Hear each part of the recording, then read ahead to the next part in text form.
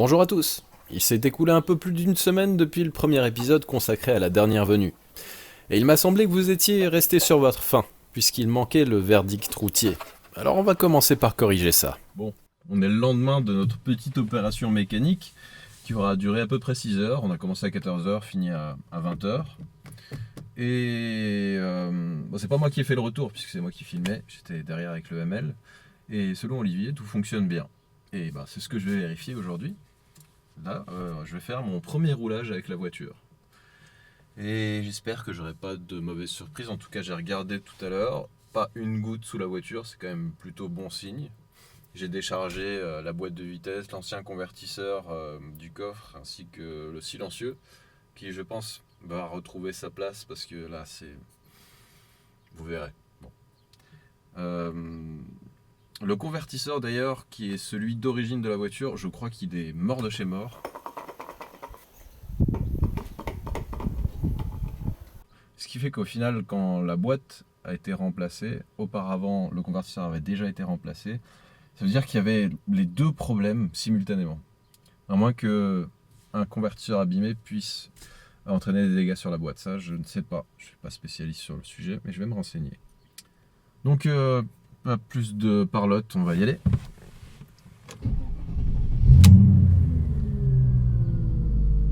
Voilà, quand je vous disais que c'était relativement bruyant, c'est tenable, mais bon, l'intérêt de la voiture, c'est quand même d'être confortable aussi auditivement. J'ai pas forcément envie de réveiller tout le quartier en plus le matin. Bon, autrement, c'est quoi le projet exactement avec cette voiture? Je me pose la même question que vous. C'était un achat opportuniste. Je me défendrai en disant qu'on m'a presque obligé à l'acheter cette voiture. Même Clara m'a encouragé. Donc, je dirais c'est pas de ma faute. Voilà. Et maintenant qu'on a a priori réglé le plus gros problème, qui était donc cette fameuse boîte de vitesse hors service, remplacée par une autre mal montée dans un garage, j'espère qu'il n'y a plus d'autres gros problèmes. Par contre, il y a une multitude de petites choses à régler pour que la voiture soit déjà plus présentable à l'intérieur, et puis parfaire un petit peu son état extérieur aussi. Voilà, pour citer un exemple, les optiques avant sont quand même bien jaunies. Il y a cet échappement, donc il faudra un peu faire taire. Et puis je pense que au fur et à mesure des différents roulages, je me rendrai bien compte de nouveaux problèmes, de soucis que je n'aurais pas détectés jusqu'à présent. Et aussi, je vais juste découvrir la voiture. Alors, découvrir avec des guillemets parce que j'avais une 55 AMG de la même génération auparavant. Là, bon, il y a 1/2 litre de moins de cylindrée, la différence ne devrait pas être monstrueuse à quelque niveau que ce soit. En tout cas, la voiture est en 17, la 55 AMG était en 18. Ben, celle-ci est quand même déjà notoirement plus confortable. Évidemment, la suspension est également un peu différente. Niveau train roulant, celle-là, elle a l'air plutôt en bon état. Elle a bientôt 190 km, il y a peut-être des choses qui ont été faites déjà. Voilà, le bruit constant de l'échappement m'amuse quand même moyennement. Plein gaz, ça peut être sympa à mon avis. J'étais donc derrière Olivier hier qui à un moment donné fait un bon coup de kickdown et c'était bien, c'était agréable. Mais au quotidien, ouais, je suis pas convaincu. C'est bien qu'on a eu la pièce d'origine. Je pense qu'il faudrait que je la ressoute par contre. C'était coupé complètement à ras, donc je vais pas pouvoir m'enchaîner.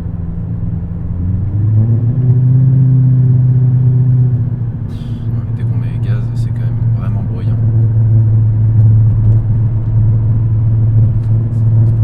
Là-dessus, la 55 AMG n'avait pas les silencieux d'origine, je me souviens plus exactement ce qu'il y avait de différent, l'intermédiaire. Et c'était vraiment le bon compromis. Là, c'est un peu trop. On va faire demi-tour ici. Je pense qu'on va pouvoir faire parler la poudre.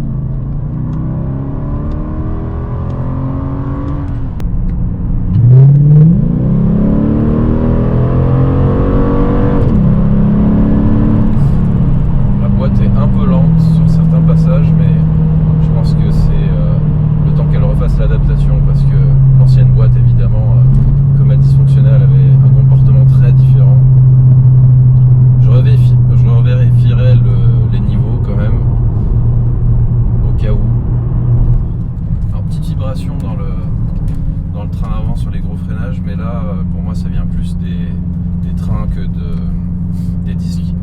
Il doit y avoir un petit peu de jeu et voilà ce que ça génère.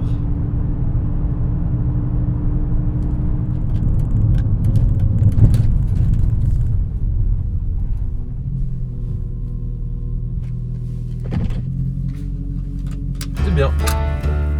Et c'est bien aussi de s'arrêter un moment pour regarder de plus près notre exemplaire. Si dans l'ensemble elle présente assez bien, surtout dans cette teinte qui semble quasiment obtenir l'unanimité parmi vous, on peut tout de même s'attarder sur quelques détails, comme le pare-choc avant qui est fendu au-dessus de la plaque, ou l'anti-brouillard côté conducteur qui n'est pas en reste, ou encore les optiques avant bien ternies.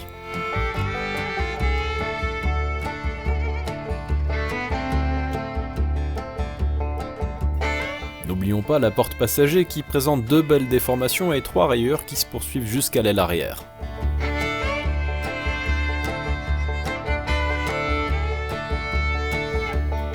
Mais bon, à l'arrière justement trône un sigle qui donne le sourire.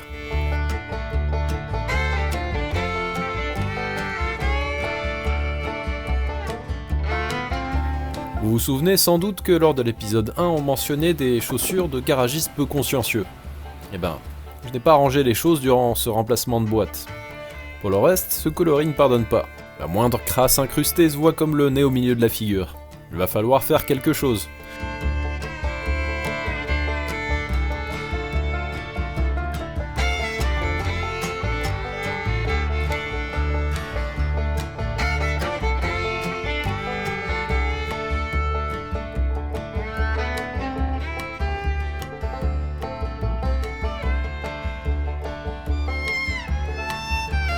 On va déjà s'occuper d'un aspect que je juge comme prioritaire pour pouvoir profiter un peu plus de la voiture.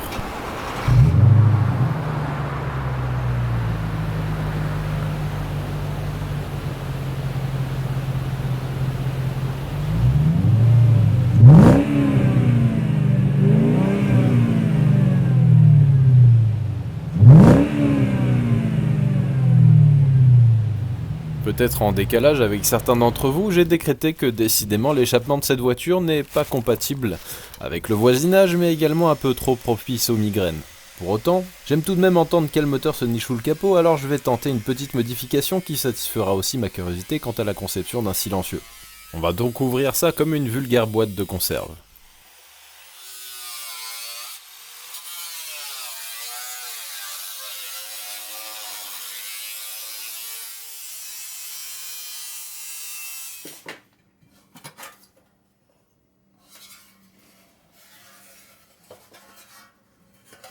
Là-dedans, on retrouve donc un bon tas de laine d'acier aux 2 extrémités amortissant le son des tubes débouchant dans la partie centrale. Celle-ci, je suppose, sert de zone de détente au gaz qui poursuivront ensuite leur chemin vers vos oreilles. Pour conserver un peu des vocalises du V8, je vais donc retirer toute la laine contenue dans le silencieux. Pour avoir déjà entendu mon ex M5E39 ayant bénéficié du même traitement, je m'attends au compromis idéal.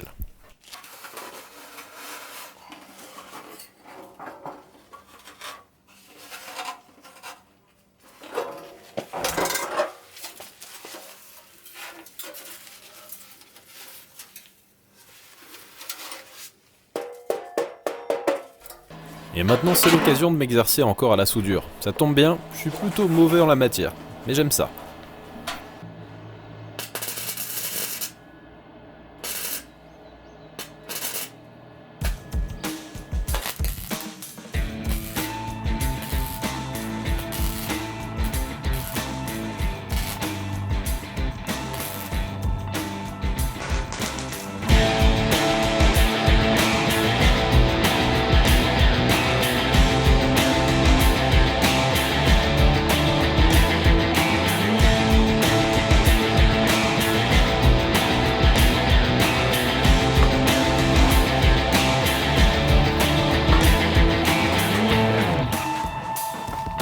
J'ai démonté le bout de tube qui complète la ligne d'échappement après l'intermédiaire. J'en tire maintenant le canon à décibels monté par je ne sais qui par le passé.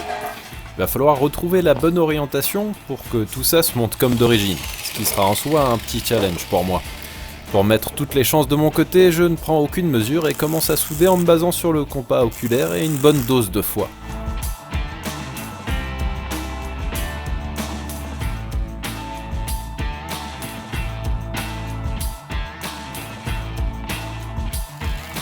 Croisant tous les doigts à ma disposition, il me reste à tester tout ça. Est-ce que ce sera droit? Est-ce que ce sera assourdissant? Alors déjà, ça tombe plutôt bien en termes d'orientation. Mes prières ont dû être entendues.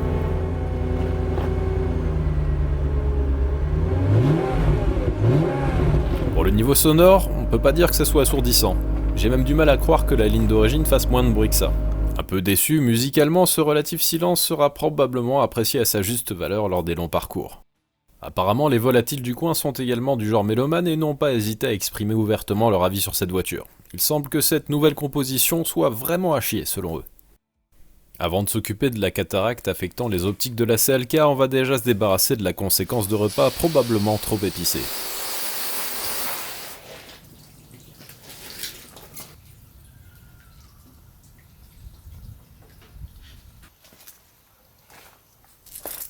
J'ai ma méthode bien rodée pour ce cas de figure. Je vais attaquer le ponçage au 800 pour passer au 1200, 2000 et finir sur un 3500 à l'eau. Restera ensuite à retrouver la transparence et le brillant grâce à quelques passes de polish.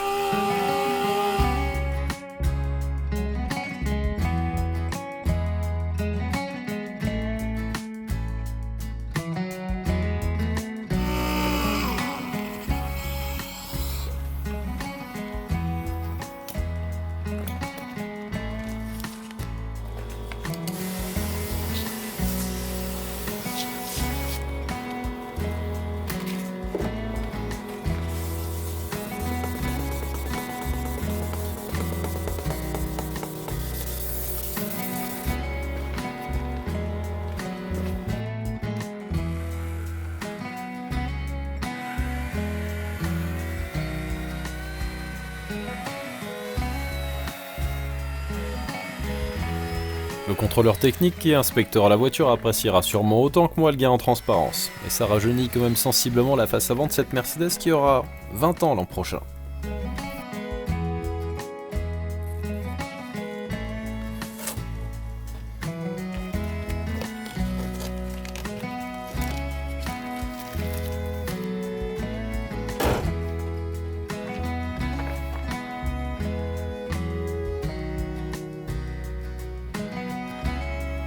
Certains aiment passer une couche de vernis après avoir réalisé le dernier ponçage. Pour ma part, j'ai surtout l'impression que c'est justement le vernis qui supporte mal les UV.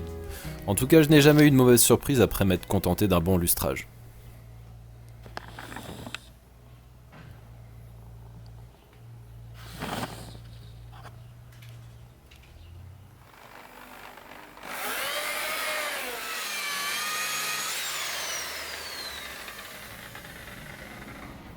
Voilà une bonne chose de faite, qui sera plus tard complétée par un peu plus d'huile de coude consommée à magnifier cette couleur baptisée rouge ambre. Je préfère m'attarder en premier lieu sur cet intérieur cuir dont le potentiel ne demande qu'à être révélé, pour le bonheur de nos yeux.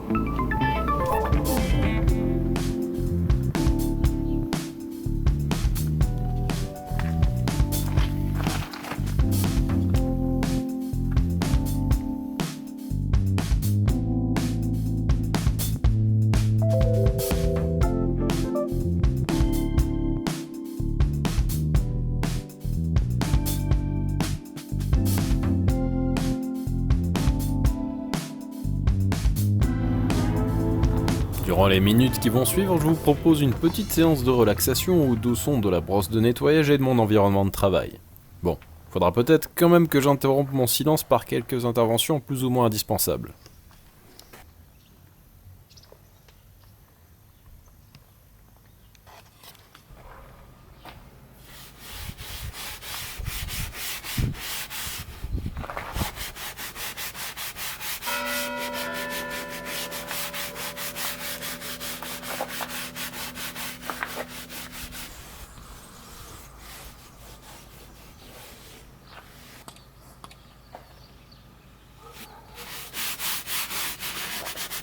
Pour retrouver un aspect proche du neuf, je pense qu'il faudra que j'utilise un peu de teinte. Là, il est déjà trop tard pour espérer obtenir mieux que ça par un simple nettoyage.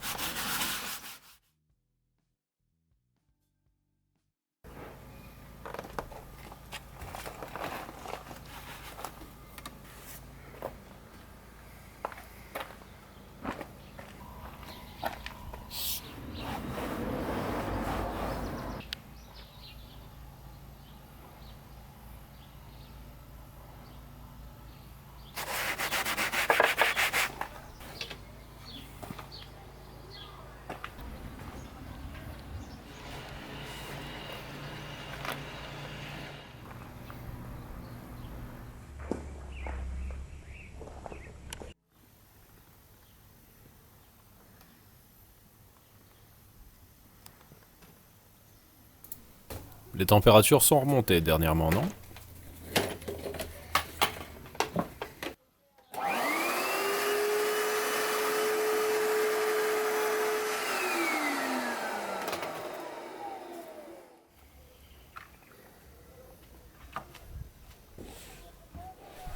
Allez, un dernier coup de probe sur des revêtements auxquels on ne pense quasiment jamais.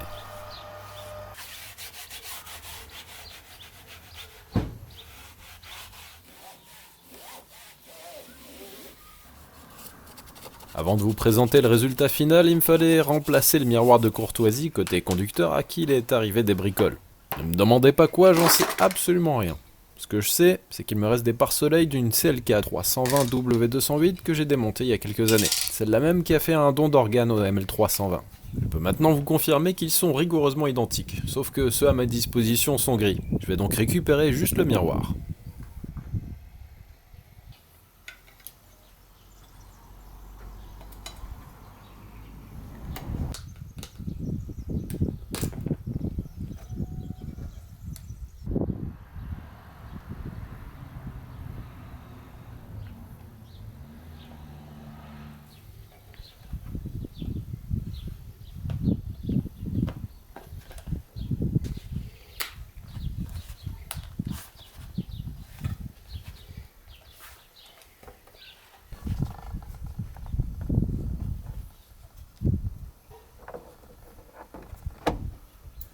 Il est assez peu probable que je me maquille à l'aide de ce machin-là, mais je suis sûr que Clara appréciera.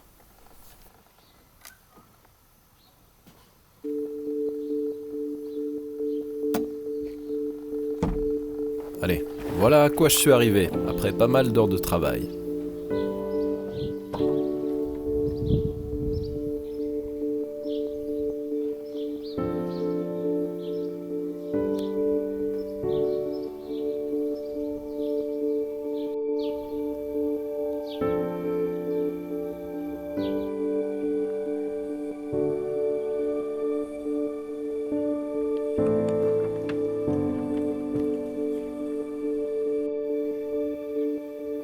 Ça donne envie de partir en virée, non? Dommage, il semblerait que ce soit pas trop dans l'air du temps.